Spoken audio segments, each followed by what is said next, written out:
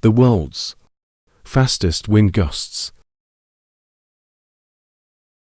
The fastest gust of wind ever recorded on Earth was 253 miles per hour. Hang on to your hats, because this isn't your average windstorm. In 1996, a tropical cyclone named Olivia hit off the coast of Barrow Island, Australia, with such a force that it broke an incredible record.